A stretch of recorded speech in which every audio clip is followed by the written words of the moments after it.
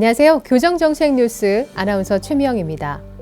수용자가 출소를 하지 않았는데도 교도소 밖으로 나오는 일이 있습니다. 교도소에 있어야 할 수용자가 왜 교도소 밖으로 나오는지, 그리고 나와서 어떤 일을 하는지 새로운 이야기를 시작해 보겠습니다. 전남 목포에 위치한 한 조선소. 동트기 전 이른 아침에 법무부 차량 한 대가 공장 앞에 섭니다. 차량에서 내리는 수용자들. 그들이 공장에서 작업복을 갈아입는 동안 교도관은 공장 내부를 불빛으로 살핍니다. 작업 전 보안 관리를 철저히 하는 것이죠. 법무부와 연계해 수용자 외부 통근 작업에 참여하고 있는 이곳은 주식회사 유일. 선박 제조를 전문으로 하고 있는 이곳에는 아주 특별한 직원 10명이 있습니다. 그중 한 명인 이모 씨. 뜨거운 불꽃에도 아랑곳 없이 용접에 집중하고 있는데요. 수용자 신분인 그가 어떻게 민간 기업체에서 일하고 있는 걸까요? 네, 저는 한 회사에서 20년 세월 공장장으로 용접 일을 하였으며 현재는 용접 기능장입니다. 담당 근무자님께서 목포교 조선소 외부 통근에 대해 적극 추천하여 주셨고 자세히 알려주셨습니다. 사회에서 해왔던 일을 하며 기량이 녹슬지 않고 새로운 기술 습득과 노하우를 배울 수 있었습니다. 또한 재기할 수 있을 만큼의 많은 기초 자금을 모을 수 있었던 것도 장점입니다. 저는 이쪽으로 이사온 가족과 함께 거처를 잡고 추후 지금의 회사에 귀속되어서 더 많은 수용 인원들에게 기술을 알려드리는 것이 저의 최종 목표입니다. 외부 통근 작업이란 오랜 구금 생활에 익숙해진 수용자가 경쟁 사회로 나오기 전에 사회와 유사한 환경에 미리 노출되어 사회복귀와 기술 습득을 할 수 있도록 한 제도입니다. 외부 통근 작업 대상자는 교정 성적이 우수하고 가족관계도 원만한 수용자들입니다. 이들은 일과 시간에는 민간 기업에서 일하고 일과 종료 후에는 교정시설로 돌아갑니다. 다시 말해 교도소에서 통근하며 일한다고 할 수 있죠. 당연히 관리 감독하는 교도관이 함께 가며 CCTV 등 보안에도 각별히 신경 쓰고 있습니다. 외부 통근은 교정시설 내부에서 하는 작업보다 더 많은 작업 장려금을 받을 수 있기 때문에 수용자는 가족의 생활비에 보탬을 주거나 출소 후 자립 기반을 마련하는 데 큰 도움이 됩니다. 더 나아가 관련 업계에 취업할 수 있는 기회도 얻을 수 있죠. 그렇다면 기업의 입장은 어떨까요? 주식회사 유일의 유인숙 대표를 만나 자세한 이야기를 들어봤습니다. 제가 한 15년 전에 우리 일로 교도소에다가 직업훈련소를 하나 만들어주세요. 왜 그때 그 생각을 했냐면 그때부터 외국인들이 들어오기 시작한 거죠. 그래서 우리가 작업할 수 있는 우리 한국 사람들이 저기서 안에 있는데 참 아쉽다. 그런 생각에서 저 안에다가 우리가 훈련소를 용접 기술 가르치는 훈련소를 좀 지었으면 좋겠다라고 요청을 드렸는데 그때는 조금 인식들이 별로 안 좋을 때라 못했는데 이번에 교도소 직원분들이 한 2명만 취업을 시켜주면 안 될까요? 라고 찾아왔더라고요. 그래서 제가 엄청 뭐라 했어요. 왜 2명이냐. 나는 공장을 하나를 줄 수 있다. 일할 사람들을 좀 데리고 와서 그 사람들한테 뭔가를 해주고 싶다라고 그렇게 이야기가 돼서 시작이 된 겁니다. 자기들이 원하면 저희 회사에서 같이 근무를 했으면 좋겠다 그런 생각이 들어요. 이번에는 목포교도소를 찾아가 어떻게 용접 직업훈련 과정이 운영되고 있는지를 알아봤습니다. 이곳의 시스템은 매우 체계적입니다. 먼저 전국에서 우수한 인력을 선발해 국가기술 자격인 용접기능사 자격을 취득할 수 있도록 교육을 합니다. 그중 조선업종 취업을 희망하는 수용자를 대상으로 6개월간 또 다른 숙련 과정을 진행합니다. 이때는 현장에서 필요로 하는 실무 기술을 교육합니다. 경우에 따라서는 업체에서 요구하는 기술을 맞춤형으로 가르치기도 하는데요. 중공업 분야 취업에 꼭 필요한 국제 자격증인 용접 선급 자격을 취득하기 위한 교육 과정은 실제 업체의 요청으로 신설된 과정이기도 합니다.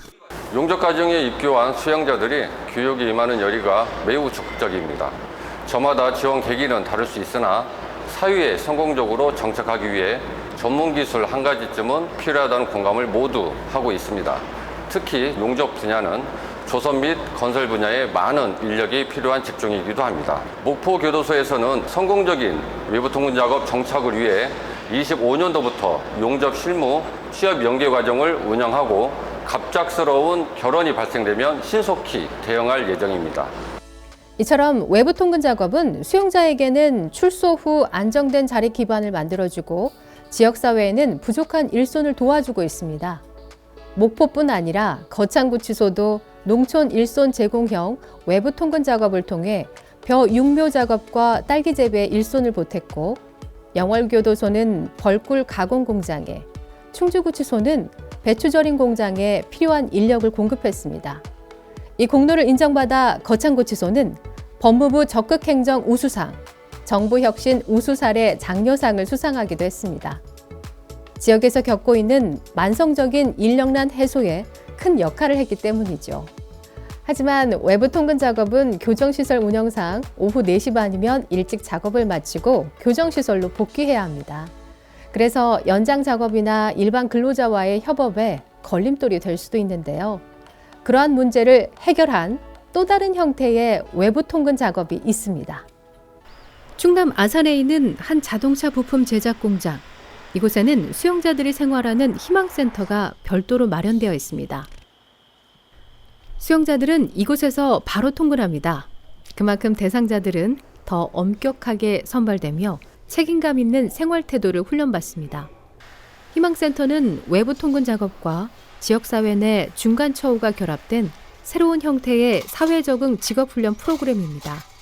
이곳의 수용자들은 일반 근로자와 동일하게 일일 8시간, 주 52시간 이내 작업을 합니다.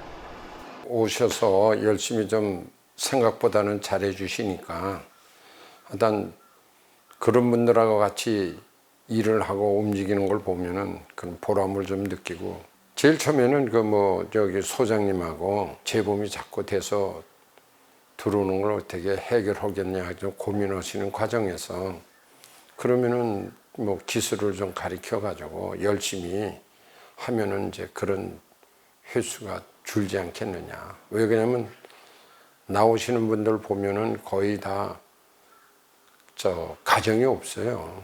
그저 혼자 홀로 또 나와 계시니까 그런 재범이 되지 않나 이렇게 생각하는데, 일을 하는 동안은 하여튼 재미있게 열심히 다들 잘해 주시니까 그게 보람입니다. 불량률은 지금 현재는 다 자동화 또 로봇화 또 현장에서 작업하는 것은 그렇게 불량률이 그렇게 많지 않습니다. 불량나는 건 사실 관리자들이 제대로 좀 관리를 해주면은 전체적으로 봤을 땐 그런 관리면이 좀 쫓아가면 불량은 없겠죠.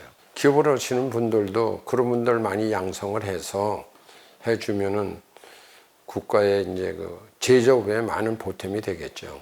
현재 희망센터는 평택, 아산, 밀양 등 3곳에서 운영 중이며 홍천, 화성, 진주 등 3곳에 추가로 신설될 예정입니다.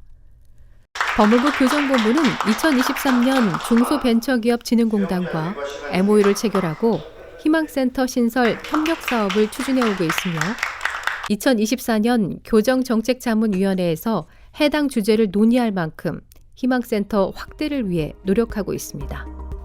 올해로 운영한 지 8년이 된 아산 희망센터의 통계 자료를 보면 이곳을 거쳐간 158명의 출소자들 중 재복역한 수용자는 단 4명뿐이라고 합니다. 외부 통근 작업이 수용자의 사회 적응과 지역사회에 도움이 되는 것은 물론 재범률까지 낮추는 걸 알 수 있는데요. 외부 통근 작업을 바라보는 국민들의 시선이 조금 더 따뜻해진다면 모범 수용자 그리고 형기를 마친 출소자들의 사회 적응은 보다 더 수월해질 것으로 기대합니다. 정책 뉴스 이것으로 마무리하겠습니다. 감사합니다.